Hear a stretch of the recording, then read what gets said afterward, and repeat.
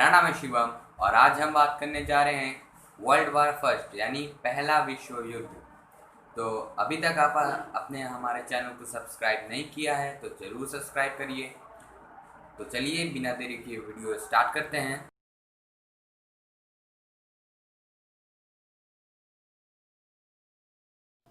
First world war को great वार के नाम से भी जाना जाता है।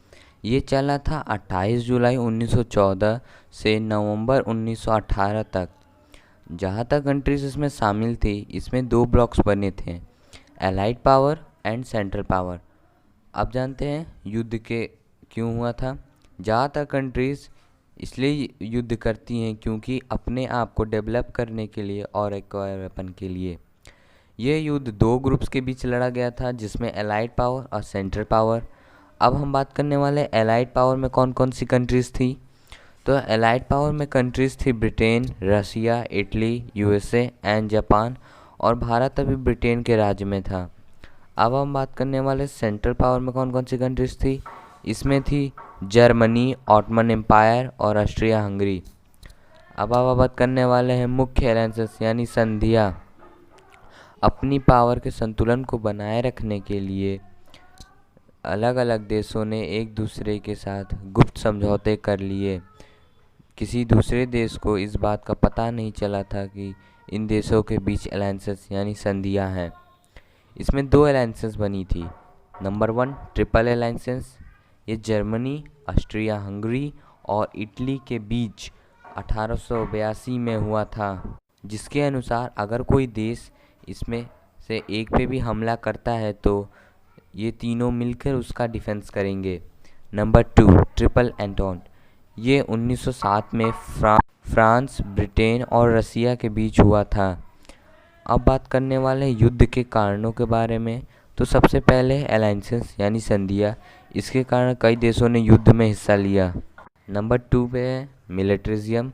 हर देश अपने आप को अधिक शक्तिशाली सिद्ध करने के लिए नए नए वेपन्स, टैंक्स, मशीन गन्स और वो बड़ी अधिक शक्तिशाली सेना वो शिप्स बनाने में लगे थे।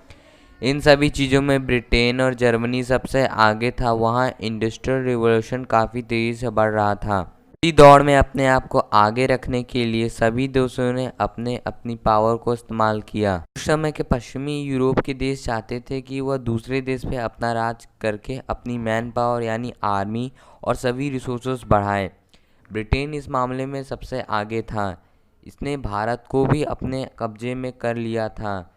एक समय तो ब्रिटेन 25% दुनिया पर अपना राज कर चुका था। इसमें सभी यूरोपियन देशों ने अफ्रीका पर कब्जा शुरू कर दिया क्योंकि यह एरिया में काफ़ी बड़ा था। Death of archduke French Ferdinand 28 जून 1914। इस घटना को वर्ल्ड वार से ज़्यादा संबंध है। Archduke French Ferdinand Austria Hungary के राजकुमार थे जो आगे जाकर राजा बनने वाले थे। एक बार ये ऑस्ट्रिया हंगरी के साराजेव शहर के एक टूर पे आए थे। साराजेव शहर अब बॉन्सिया में है। यहाँ की ब्लैक हेड ऑर्गेनाइजेशन ने हमला किया। उसी ऑर्गेनाइजेशन के एक आदमी ने इनकी गोली मार के हत्या कर दी। अब प्रिंस के मौत के बाद लोग भड़क गए और सर्बिया को धमकी देने लगे, क्योंकि सर्बिया बॉन्सिया के पास का एक देश है जहाँ के अधिकारियों ने बॉन्सिया के प्रिंस को मरवा के बॉन्सिया को आज़ाद करने की साजिश रची। ऑस्ट्रिया हंगरी और जर्मनी ने सर्बिया में युद्ध की घोषणा कर दी। उसके बाद रसिया ने जर्मनी पे युद्ध करने की घोषणा कर दी और कुछ दिनों बाद फ्रांस ने जर्मनी पे हमला करने की घोषणा कर दी, क्योंकि रसिया और फ्रांस के ने भी एक संधि थी जो कि ट्रिपल एंटोंट थी। अब जुलाई क्राइसिस के बाद अगस्त 1914 में युद्ध की शुरुआत हुई। इसमें पहले जर्मनी ने फ्रांस पर अटैक किया क्योंकि रसिया के आर्मी और रिसोर्सेज ज़्यादा थी और वो पहले फ्रांस को रास्ते से हटाना चाहता था, बाद में रसिया पे अटैक करना चाहता था।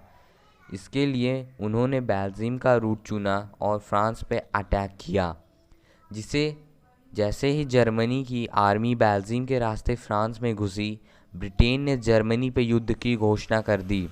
क्योंकि ब्रिटेन और बेल्जियम के बीच में 1939 में एक संधि हुई थी जिसके ब्रिटेन को उनकी रक्षा करनी थी, इसलिए ब्रिटेन ने अपनी आर्मी को फ्रांस की मदद के लिए भेज दिया।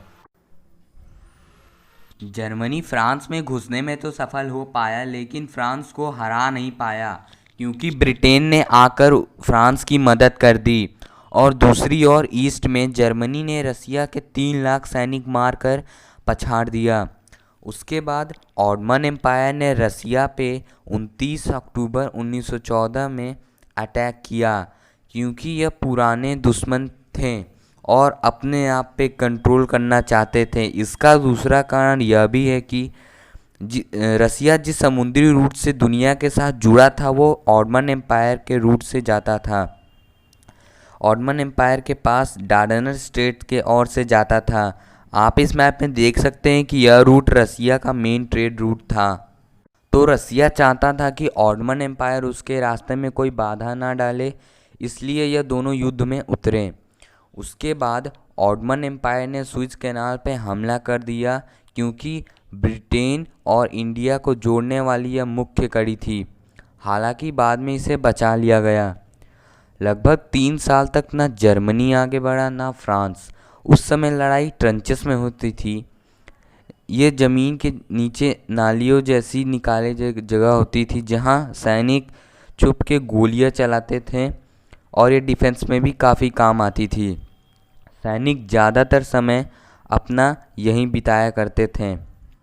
बैटल ऑफ सोम यह 1 जुलाई 1916 से 18 नवंबर 1916 तक चला।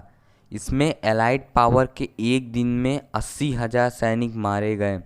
उसमें ज़्यादातर ब्रिटेन के थे। फ्रांस और ब्रिटेन ने अफ्रीका के कॉलोनीज़ पे हमला कर दिया। वहीं जापान ने भी दूसरी ओर माइक्रोनेशिया और चाइना पे हमला करना शुरू कर दिया। जर्मनी और ब्रिटेन में नेवल वार शुरू हो गया, लेकिन यहाँ जर्मनी की बनाई गई सबमरीन्स ने एलाइड शिप्स पे अटैक करना शुरू कर दिया।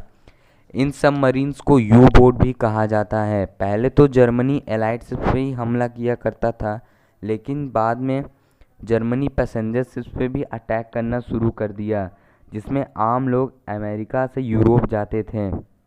एक बार 1200 लोगों की ऐसी ही शिप्स पे मौत हो गई।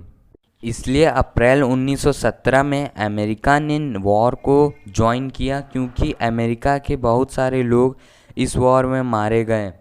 अब यूएसए लगातार 10,000 सैनिक ब्रिटेन के ओर से जर्मनी के खिलाफ भेज रहा था और दूसरी ओर रसिया में एक रिवॉल्यूशन हुआ और एक गवर्नमेंट बनी।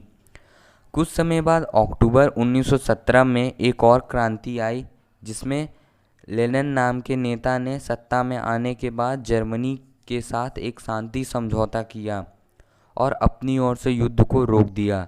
अब जर्मनी ने खिलाफ एक तरफ लड़ाई चल रही थी, यानी ब्रिटेन और फ्रांस के तरफ, लेकिन उसके पास बहुत सारी आर्मीज़ और रिसोर्सेज थी।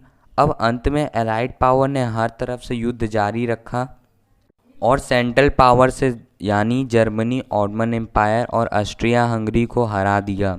और 11 नवंबर 1918 को सुबह 11 बजे जर्मनी ने युद्ध विराम समझौते पे साइन किया। अगले साल 28 जून 1919 को ट्रीटी ऑफ वर्सलिस फाइनल हुई, जिसके अकॉर्डिंग इसके बहुत सारे शर्तें थी, जिसमें जर्मनी को इस युद्ध का दोषी ठहराया गया और जर्मनी को बहुत सारा फ़ाइन देना पड़ा। बहुत साल तक जर्मनी इस फ़ाइन को चुका नहीं पाया। अभी 2010 में जर्मनी ने ये फ़ाइन को चुका पाया है और बहुत सारी कंट्रीज़ पे कर्जा आ गया, जिससे उनकी आर्थिक स्थिति बहुत ज़्यादा ही ख़राब हो गई। अब बात करते हैं रिज़ल्ट्स की। तो बहुत सारी एम्पायर्स ख़त्म हो गए, जैसे Germany empire, Austria Hungary empire, Russia empire और ऑटोमन एम्पायर। नंबर 2, बहुत सारे नए देश बने, ऑस्ट्रिया हंगरी, युगोस्लाविया और बहुत सारी कंट्रीज़ जो ऑस्ट्रिया हंगरी के किंगडम में आती थी। इसके अलावा पोलैंड, इंग्लैंड, एस्टोनिया, लैटविया जैसी बहुत सारी कंट्रीज इंडिपेंडेंट हुई। नंबर 3, लड़ाई के दौरान 17 मिलियन लोग मारे गए।